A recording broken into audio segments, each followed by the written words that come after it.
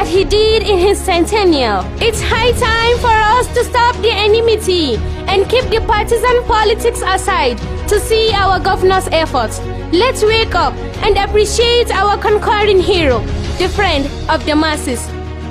Bango macanginar al'umma sukari ba kai farin banza ba, haka zalika duk hasken wata ai ba a hada shi da hasken rana ba. Gaba dai rana kin fi a raina, jifa mai tada hankalin tsuntsaye, babban gore sai magugin karfe, sara da sassaka bai hana gamji toho. Sokoto sai dan Baba Alu, Sokoto sai Dakta, Sokoto sai Ahmadun Alu. You are a goldfish, and your magnificent figure is felt both here and there. Your tracking records, all your lovers, and open the mouth of your traducers. You are a huge mahogany tree that provides shades for all. You are the light that illuminates the world. The Iron Man, Governor Ahmad Aliyu. Sakotawa Ahmadun Alu, ya gode.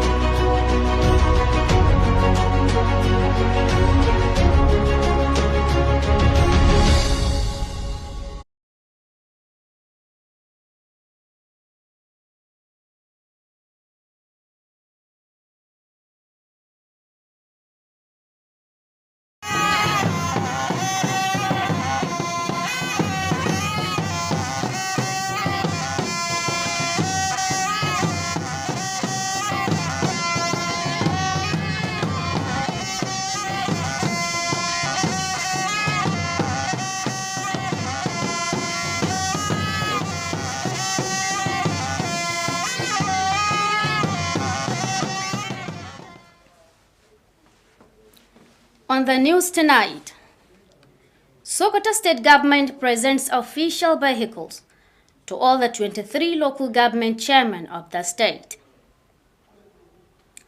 Newly promoted officers of the Nigerian Correctional Service Sokoto Command charged to redouble efforts towards effective service delivery.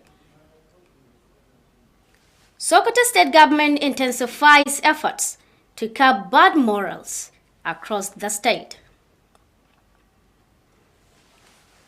It is a lovely evening and welcome to the final news bulletin of the year 2025. Today is Wednesday, the 31st of December 2025, which is equivalent to 10th of Rajab, 1447 after the Hijrah of the Prophet, peace be upon him. My name is Rahma Haruna Burniwa.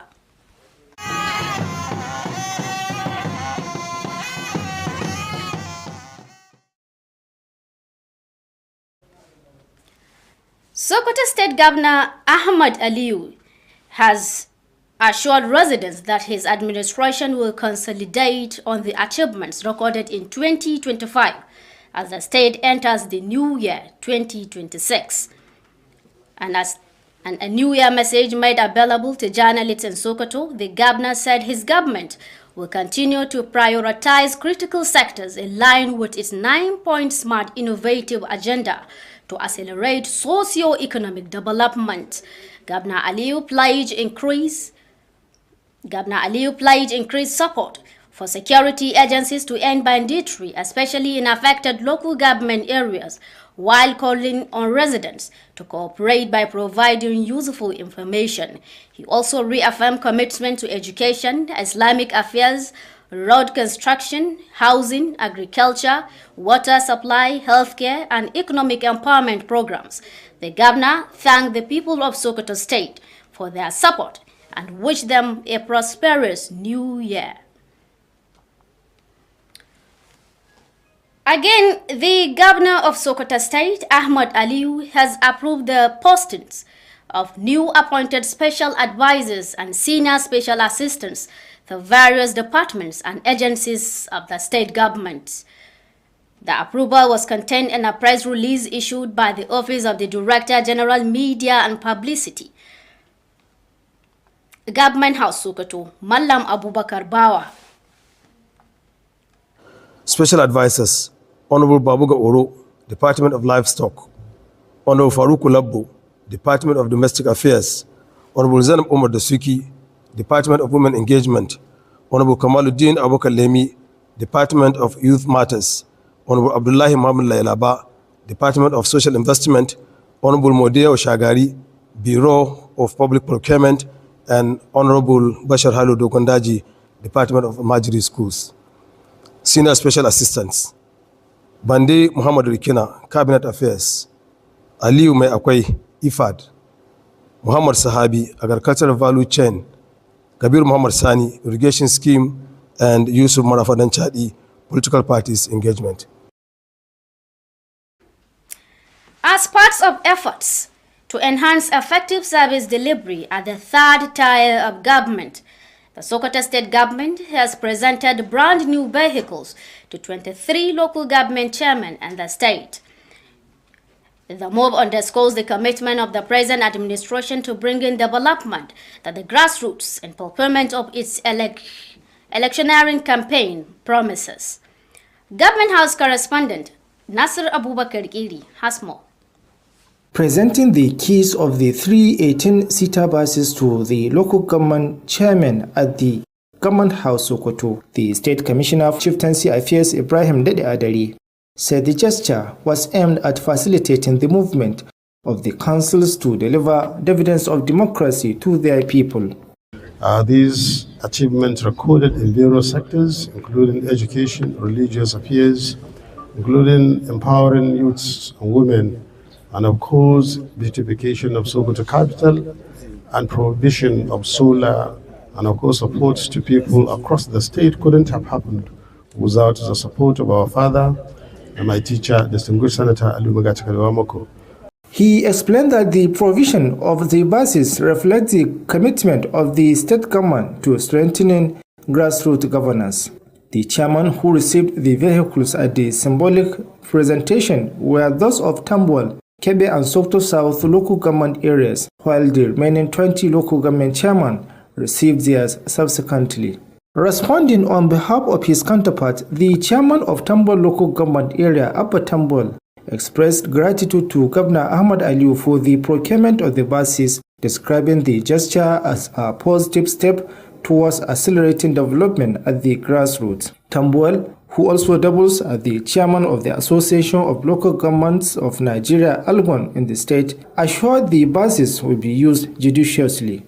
He further called on councillors to ensure regular maintenance of the vehicles to sustain their effective use.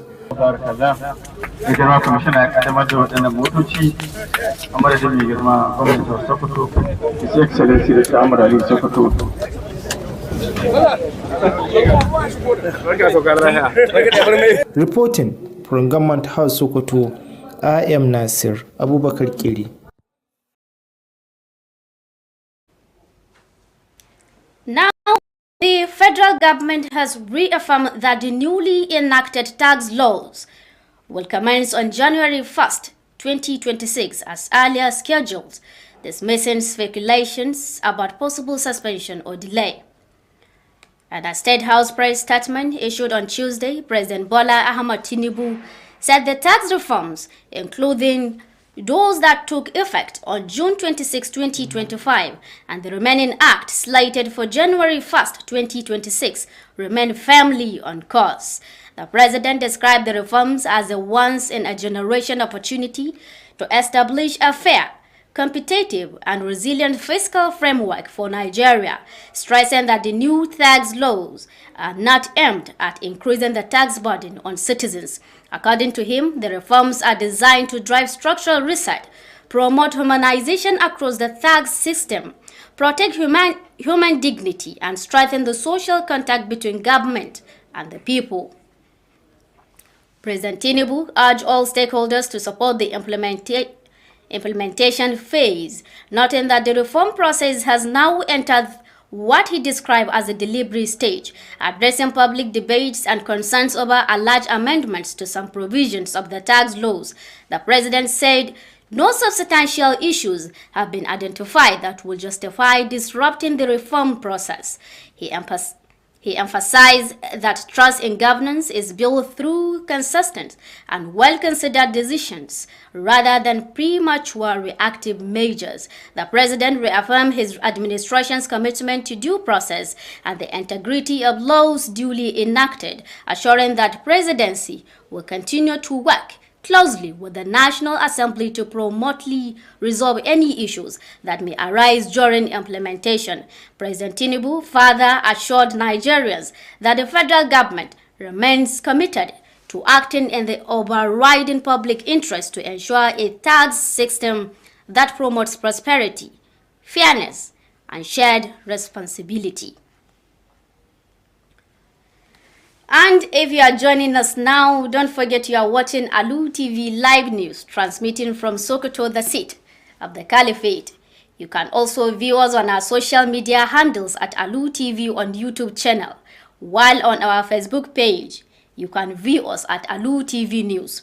You can also download our mobile application on the Play Store by searching Alu TV and watch our previous programs or watch us live while the program is running. Now back to the news. Meanwhile, the federal government has dismissed as false and misleading claims that it plans to arrest or prosecute opposition figures through a purported program tagged Arrest, Detain, Prosecute for very important reasons. In a statement issued by the Minister of Information and National Orientation, Muhammad Idris, the government described a circulating document alleging the creation of a multi-agency task force to target opposition politicians as fabricated. The government stressed that no program exists and reaffirmed President Bola Ahmed Tinubu's commitment to the rule of law, constitutional rights, and the independence of anti-corruptional and security agencies. It warned against the spread of disinformation ahead of the 2027 general elections and urged Nigerians to remain vigilant and reject fake news while assuring that lawful political activities and due process remain fully protected. Now, newly decorated officers of the Nigerian Correctional Service, Sokoto State Command, have been urged to redouble their efforts toward effective service delivery, strategic leadership, and the fulfillment of the Service Corps mandate of reformation, rehabilitation, and reintegration of inmates. The charge was given by the outgoing controller of the Sokoto State Command, Garbat Alha Abubakar, during a decoration ceremony held in honor of newly promoted officers and personnel of the Nigerian Correctional Service. Amin Al-Hussein Amanawa has the details. Speaking at the event, the outgoing controller of the Nigerian Correctional Service, Sokoto State Command, Garbat Alha Abubakar, noted that promotions came with greater responsibilities and high expectations. He stressed that officers must continue to demonstrate discipline, professionalism, and unwavering commitment in discharge of their duties. The Civil Defense, Corrections, Fire, and Immigration Service Board promoted 11,427 in the service, out of which 226 are from Sokoto State Command. Garbat Alha Abubakar also reminded the officers that the Nigerian Correctional Service is undergoing critical reforms aimed at improving inmate welfare and enhancing public safety. He therefore encouraged them to align their conduct with the vision and core values of the service. The promoted officers cut across various ranks ranging from inspector to assistant superintendent, deputy superintendent, chief superintendent, a development described as a remarkable achievement for Sokoto State Command. The controller expressed appreciation to the federal government for the opportunity to serve the nation, describing the ceremony as a moment of pride, not only for the newly promoted officers, but also for him as he prepares to exit the service. Representatives of sister security agencies present at the ceremony urged the promoted officer to see the elevation as a call to higher responsibility and improve performance. They also encourage officers yet to be promoted to remain patient, dedicated, and committed to their duties. The ceremony attracted senior officers, key stakeholders, family members, and well-wishers. Aminu Alusen Amanawa reporting for Alu TV News. Now, the Sokoto state government has intensified efforts to curb bad moral behavior across the state. The State Commissioner for Religious Affairs, Dr. Jabir Sani Maihula, disclosed this at a one-day meeting with grassroots preachers drawn from the 23 local government areas of Sokoto State. Religious Affairs correspondent Bashar Sodangi reports that Dr. Maihula acknowledged the immense contribution of Islamic scholars in enlightening the public and promoting societal values. His report. According to him, preaching platforms play a critical role in strengthening peace, unity, and harmony within communities.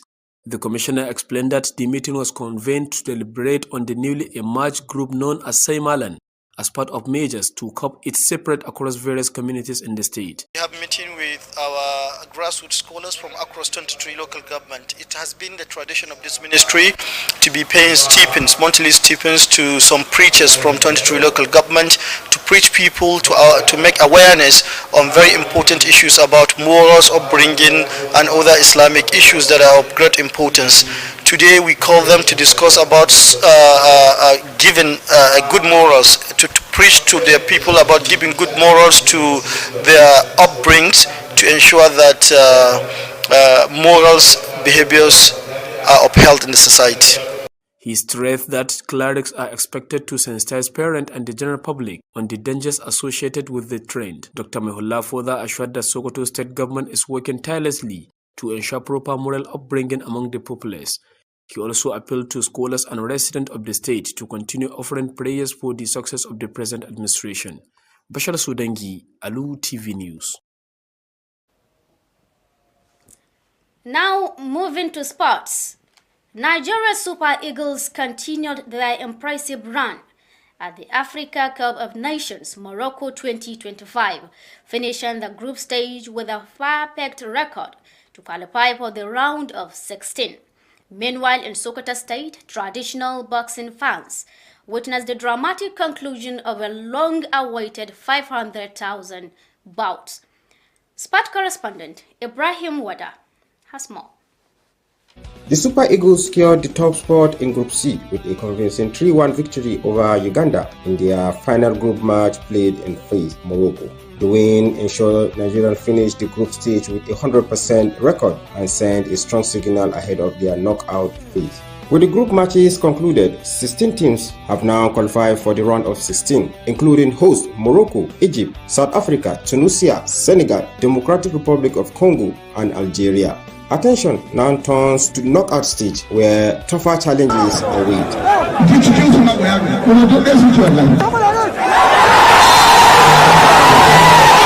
Away from football, excitement gripped Sokoto State as the previous unfinished traditional boxing bout between Sarki Ali Kanimbello and Sarki Garkuwan Chindu was finally decided. Sarki Garkuwan Chindu emerged victorious after knocking down his opponent in the second round, winning the 500,000 prize. Organizers says the event highlights efforts to promote grassroots sport and preserve indigenous sporting tradition. For the sport update, Ibrahim Wada, Alu TV News.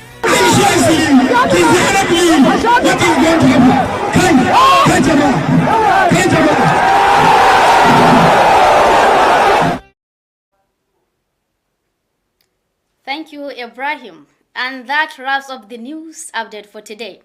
But before we go, here are the main points again.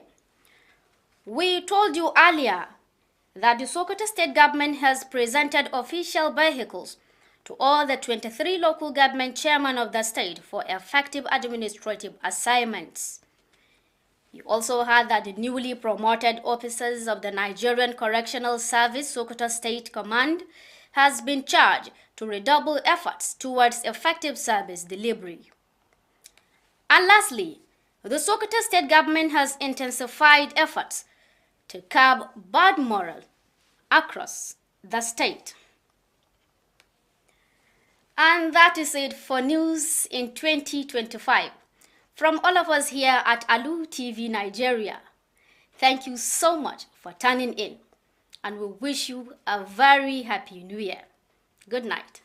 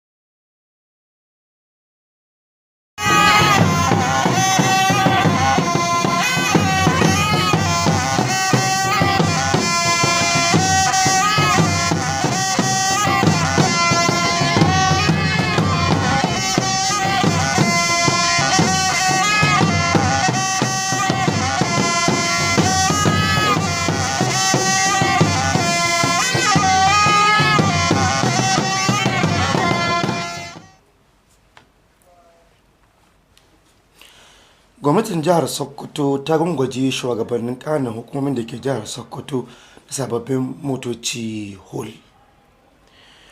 An yi kira ga ma'aikatan hukumar gyara hali da aka ƙara wa girma da su ƙara zage dantse wajen gudanar da ayyukansu. Gwamnatin jihar Sokoto ta bayyana ƙudurinta na yaƙi da miyagun ɗabi'o'i a cikin al'umma.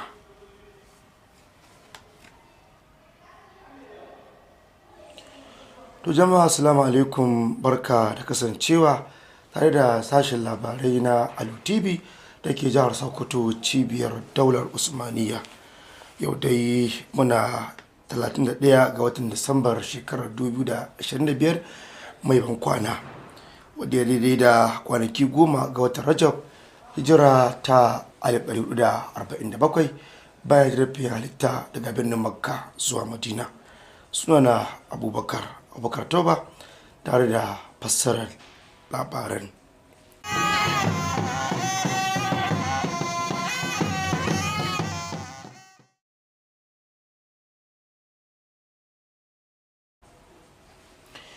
A inda sabuwar shekarar 2026 ke kamawa, gwamnan jihar Sokoto Ahmad Aliyu ya ƙara ta ƙudurin gwamnatinsa na ƙara ninka ci gaban da aka samu a shekarar 2025. A cikin sakon taya murnar sabuwar shekara, gwamnan ya ƙara cewa gwamnatinsa da ci gaba da bayar da fifiko a wasu fannuka masu amfani ga al'umma waɗanda ke da alaƙa da ajandoji 9 da wai duk dai da zimmar ƙara haɓaka tattalin arziki da samar da sauyi mai banƙaye a cikin al'umma. Gwamna Ahmad Aliyu ya lashe takobin tallafawa shugabannin tsaro domin ganin matsalar tsaro ta kawo, musamman ma a yankunan da ke fama da matsalar tsaro a jihar Sokoto, inda ya kira ga al'umma da su ci gaba da bayar da goyon baya ta hanyar bayar da bayanan sirri ga hukumomi.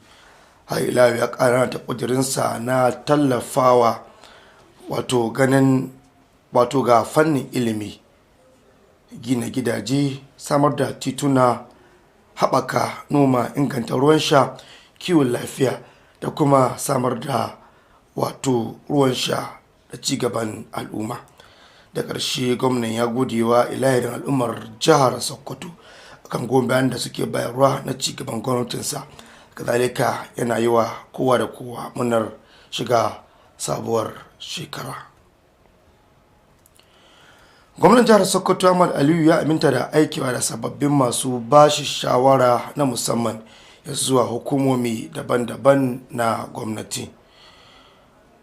Bayanin da yana kunshi a cikin wata sanarwa ta fito daga ofishin babban daraktan yaɗa labarai na fadar gwamnatin jihar Sokoto Malam Abubakar Bawa.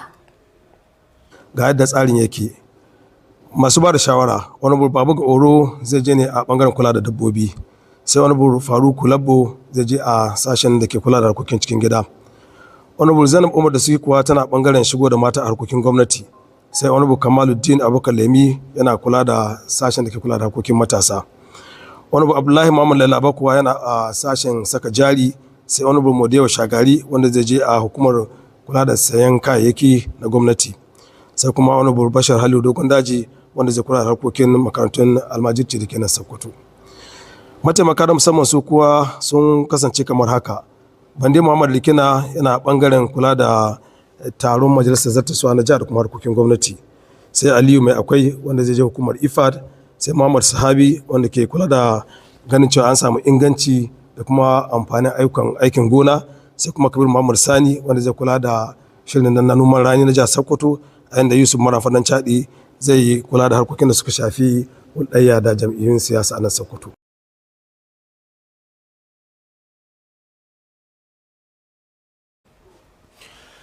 Tumarila, a nan kuma wani mataki na shajja'awa haɗi da nuna godiya an ƙoƙarin gwamnati musamman ma na kwa shekaru 3.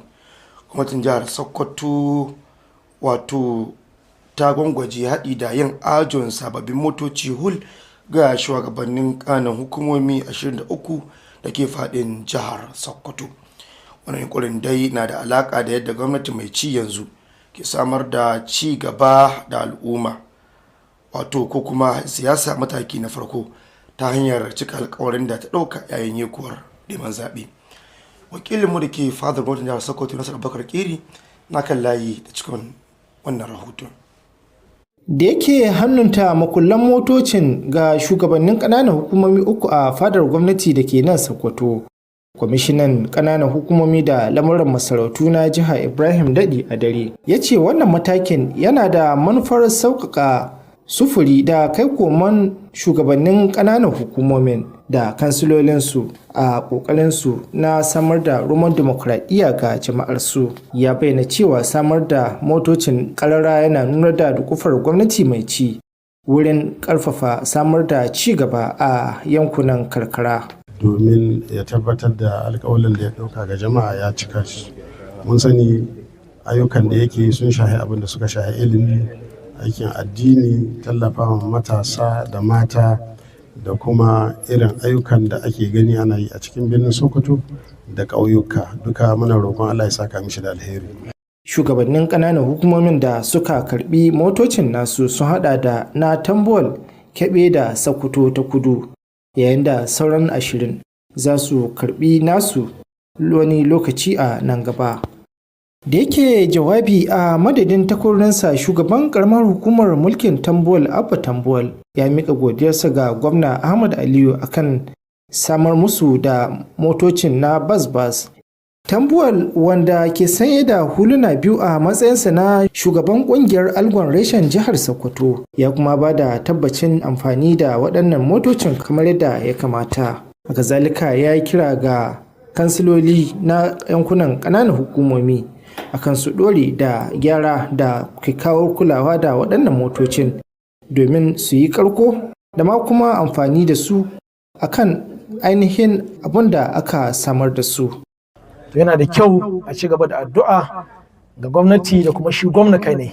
Allah shi ƙara mishi fasaha da haƙuri na tafiya da mulki na jihar Sokoto. Ƙarshen wannan rahoton kenan. Nasir Abubakar Kiri daga fadar gwamnatin jihar Sokoto. gwamnatin tarayya ta ƙara ta ƙudurinta na ayyana sabuwar dokar haraji a ranar 1 ga watan janairun sabuwar shekara mai kamawa kamar yadda aka tsara tun farko, haɗi da wato ƙaryata jitar da ke cewa akwai yiwuwar a jingine sabuwar dokar. A cikin sanarwar ta fito daga fadar gwamnatin tarayya a ranar talata, shugaban ƙasa Bola Ahmed Tinubu ya ƙara tabbatar da cewa dukkan dokokin da aka yi kwaskwari a ranar 25 ga watan Yuni shekarar 2025 da sauran waɗanda za su fara aiki a ranar 1 ga watan Janairun sabuwar shekara dukkaninsu suna nan daram da kyam. Shugaban ya ƙara da bayyana cewa dokar za ta bayar damar tabbatar da adalci, gaskiya da kuma bayar da damar yi wa al'umma ayyukan ci gaba. Ya ƙara cewa ba a ƙirƙire sabuwar dokar harajin ba da zimmar karuwar kudaden haraji ko don musgunawa 'yan ƙasa. Bugu da ƙari ya ce an fito da dokokin ne domin samar da ci gaba mai ban ƙaye da kuma inganta tsarin karɓar haraji, kare hakkin ɗan ƙasa haɗi da ƙulla dangantaka tsakanin gwamnati da wato al'umma. Shugaba Tinubu har ila ya yi kira ga dukkanin masu ruwa da tsaki da su bayar da goyon baya domin ɗabbaka wannan sabon doka, inda ya bayyana cewa kawo zuwa yanzu dukkan sharuwa sun kankama. Har ila yau ya ƙara bayyana ƙoƙarin gwamnatinsa na bin duk wata hanya wato da za ta kawo wa talaka maslaha haɗi da na ta ƙudurinsa na aiki kafaɗa da kafaɗa da majalisun tarayya domin wato kawo ci gaba idan buƙatuwar hakan taso. Da ƙarshe shugaba Tinubu ya ƙara tabbatarwa da 'yan ƙasa ƙudurin gwamnatinsa na yin duk wani abu da zai yi daidai da muradinsu, haɗi da bayyana cewa yana da amanar cewa sabuwar dokar haraji za ta taimaka ainihin wajen samar da ci gaba, sauƙewa rayuwa da kuma yi wa ƙasa ayyukan ci gaba. Da jama'a kada ku sha'afa, waɗannan labarin na muku daga hashin labarin Alu Tv da ke jihar Sokoto, cibiyar Usmaniya. Za ku iya kasancewa da mu a shafukan ta zumunta, wato a shafinmu na Facebook ta hanyar labar Alu TV News, ko kuma shafinmu na YouTube wato Alu TV.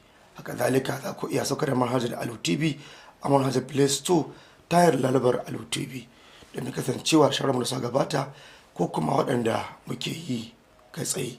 Yanzu kuma labaran za su ci gaba. Gwamnatin tarayya ta karyata raɗaɗin da ke yawo a cikin al'umma na cewa za ta yi amfani da ƙarfin mulki wajen kama jigajigan 'yan jam'iyyun adawa ta hanyar wani shiri mai suna a kama haɗe tsare duk wani jigo a jam'iyyar adawa. A cikin wata sanarwa ta fito daga ministan yaɗa labarai da kuma wayar da kai wato Muhammad Idris, gwamnatin tarayya ta bayyana wannan a matsayin labarin kanzon kurege wanda baya da tushe bale makama. Gwamnatin tarayya ta ƙara jaddada cewa babu wani abu mai kama da wannan zance. Kazalika ta ƙara cewa shugaban ƙasa Bola Tinubu mutum ne mai bin doka da oda wanda ya san hakkin doka ga kowa.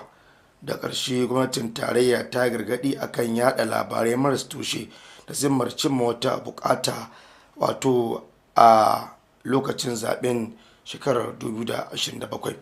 Kazalika ta yi kira ga al'umma da su rinka saka ido da yin fatali da labarai wato marar kan gado. Wato ta ƙara cewa dole ne kowa ya yi biyayya akan dokokin ƙasa domin samun sa'ida da kuma salama. To nan kuma an yi kira ga sababbin ma'aikatan hukumar wato gyara hali ta ƙasar jihar Sokoto waɗanda aka ƙarawa girma da zage dantse wajen gudanar da ayyukansu a bisa doka da oda, haɗi da ƙwarewa domin inganta aikinsu na horas da haɗi da gyaran halin fursunoni. Shugaban hukumar barin gado Garba Tsalla Abubakar shine ya wannan bayani yayin ƙarawa ma'aikatan wato mukami.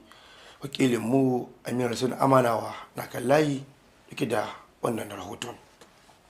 Da yake magantawa a wajen bikin karin girman kwantarolan hukumar gyara halin mai barin gado na jihar Sokoto Garba Tsalla Abubakar ya bayyana cewa karin girman na zuwa ne da tunanin ganin waɗanda aka karawa girman sun kasance masu da'a da nuna kwarewa wajen gudanar da ayyukansu.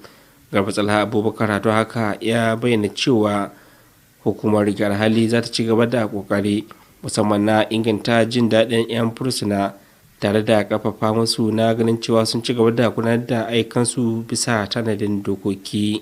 A don haka kwantrolan ya bayyana godiyarsa ga gwamnatin tarayya bisa da wanda ta bashi domin ya hidimta wa ƙasarsa, inda bayyana taron a matsayin taro ne na ƙarin girma musamman ga waɗanda aka ƙarawa girman.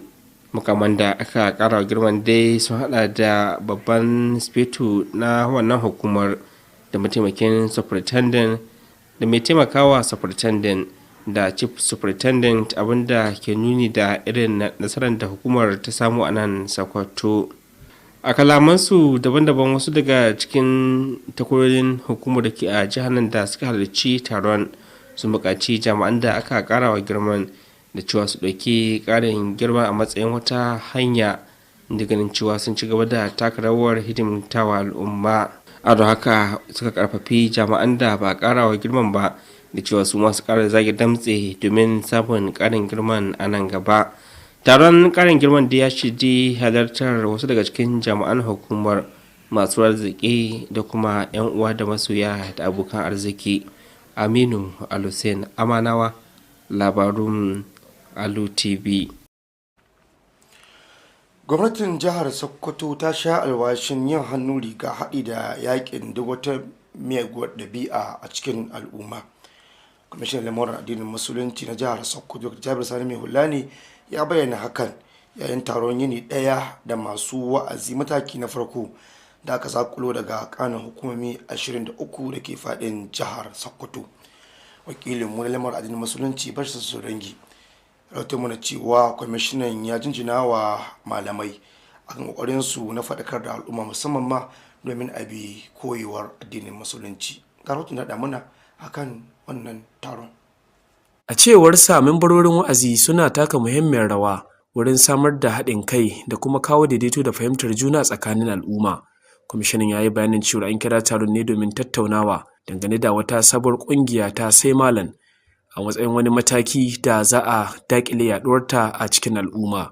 Ya ƙara da cewa ana sa ran malaman su wayar da kan iyaye tare da faɗakar da su da ma al'ummar musulmi dangane da matsalolin da suke tattare da wannan ƙungiyar. Mun kira su ne domin mu yi magana akan wannan ƙungiyar da ta fito ta Sai Malam, a tattauna game da abin da take ciki, kuma a gaya mutane da za su wa iyaye, a gaya musu malaman nan cewa akwai mas'uliyya ta suwa iyaye wa'azi da faɗakarwa wajen tarbiyyar 'ya'yansu domin kauce ma shiga ƙungiyoyin da ba su dace ba.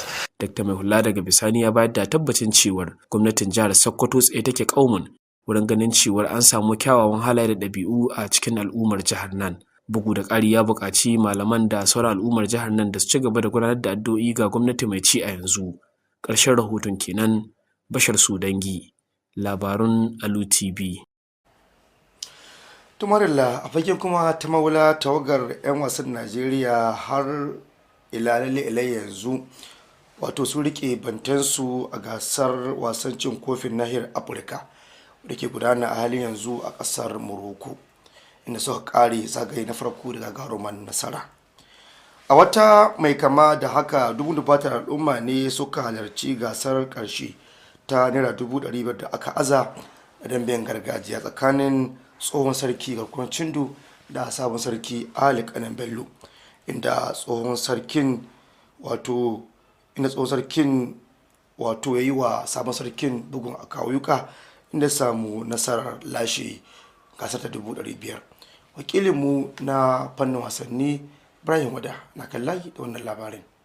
Ƙungiyar Super Eagles ta Najeriya ta kammala wasannin rukuni na ca a saman teburi bayan da ta samu nasara mai gamsarwa da ci 3-1 a kan Uganda a wasan ƙarshe na rukuni da aka buga a Fes, Morocco. Wannan nasarar ta tabbatar da cewa Najeriya ta kammala matakin rukuni da cikakken sakamako tare da aika sako mai ƙarfi gabanin fara wasannin zagaye na gaba. Da kammala wasannin rukuni, kasashe 16 suka samu tiketin tsallakewa zuwa zagaye na gaba, ciki har da masu masaukin baki Morocco, Masar, Afirka ta Kudu, Tunisia, Senegal, Jamhuriyar Demokradiyyar Congo da Algeria. yanzu hankula sun koma kan wasanni zagaye na gaba inda ake sa ran fuskantar kalubale masu tsauri.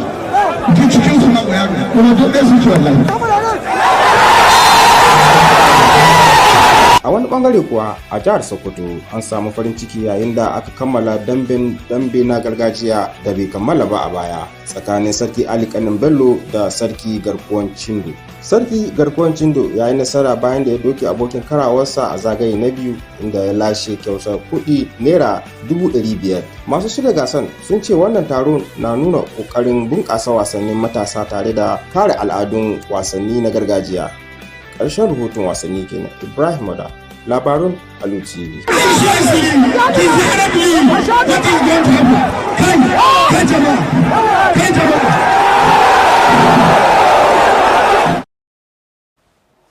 Tumarilla duka iyakacin abin da sauki nan, amma ka misalma da ku ga tushen muhimman kanin su. Da farko kun ji cewa gwamnatin jihar Sokoto ta gungwaje shugabannin ƙananan hukumomi 23 da ke jihar Sokoto da sababbin motoci hol.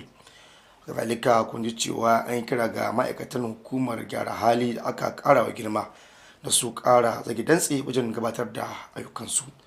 Da ƙarshe kuma mun shaida muku cewa gwamnatin jihar Sokoto ta bayyana ƙudurinta na yaƙawar dukkan miyagun ɗabi'o'i a cikin al'umma.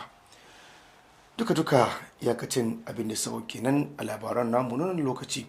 A madadin yan uwa da suka taimaka domin ga labaran suka zama kuma musamman ma irin labaran wanda ya yi labaran a cikin turanci Bashar Abubakar, ni Abubakar Toba da na fassara na karatu nake cewa mu kwana lafiya kuma